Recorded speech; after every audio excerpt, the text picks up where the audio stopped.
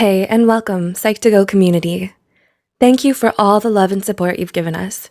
Your ongoing support and desire to assist others with psychology is what helps us continue delivering quality content tailored just for you. Now let's get into this week's topic: love, partnership, soulmate. So many of us spend a good chunk of our lives looking for the one. But what happens when we actually find someone? How do we know if they're the person who's right to spend the rest of our lives with? Or even if starting a relationship with them is the right choice? While compatibility is no guarantee of longevity, studies show that it is directly related to the quality and satisfaction of our relationships. Simply put, the more compatible you and your partner are, the happier you're likely to be with them.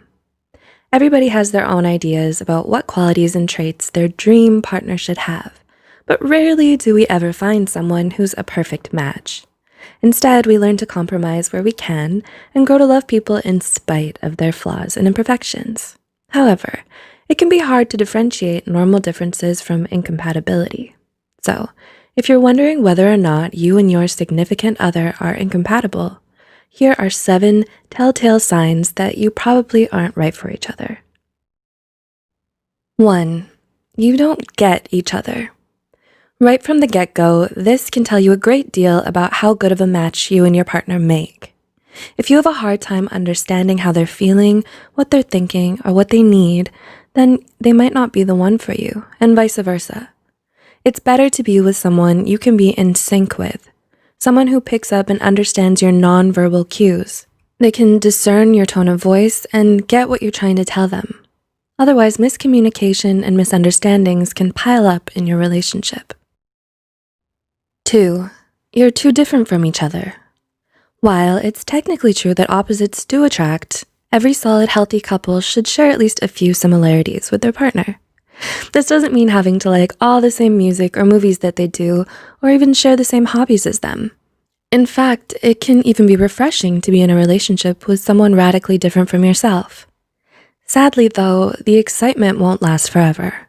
If the similarities are too scarce or non-existent, once the new and shiny effect wears off, you're both left with someone who doesn't share the same humor, interests, values, ideals, or principles, making it difficult to relate to one another in any meaningful way. 3. You try to change each other, not grow and learn together. The hallmark of any strong, healthy relationship is having a partner who gives you the drive and motivation to change for the better. And that's the point. It must be something you want for yourself, your idea, not theirs alone.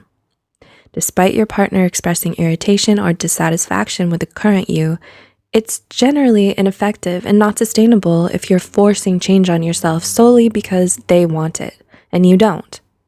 You have to want it for you, and this goes for many things, whether it's the way you dress, speak, or who you hang out with. Only you have the right to decide who you want to be. If you don't feel comfortable showing your true colors to your significant other, even in a private setting, this is a definite red flag. 4. There is constant or highly frequent arguing.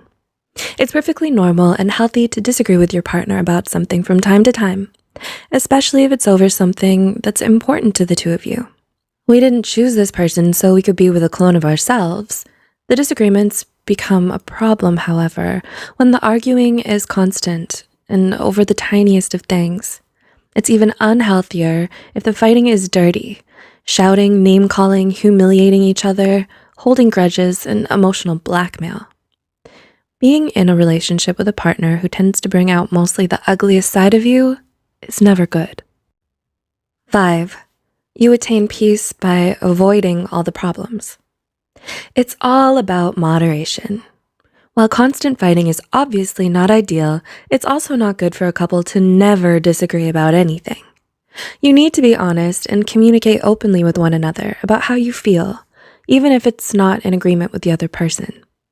Constant pretending everything is okay or blind agreement to the wants of the other person does not make the relationship stronger, and may in fact result in a catastrophic blow-up later.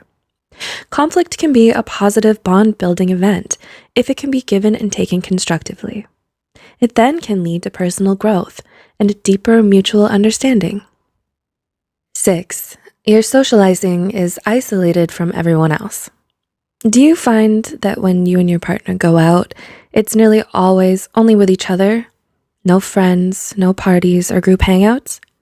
Do you never spend any time with their friends? Have you even met their friends?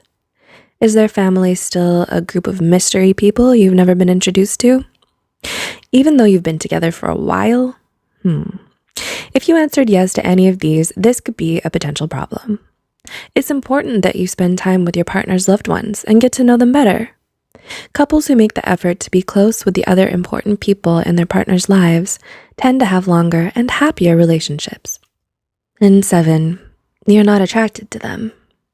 Lastly, but most importantly, even when everything seems perfect on paper, if you don't have any romance or chemistry, it's simply not going to work. Without even an inkling of those factors, you might have a best friend, but not necessarily a significant other. The result is that you will naturally be drawn to people you have that more than friends attraction to. The triarchic theory of love by Robert Sternberg even states that although intimacy and commitment are present, without passion, the love you share will only be platonic, like the love shared between you and your friends and family. In the end, there's no such thing as a perfect relationship. Everyone has doubts or disagreements at times with the person they love.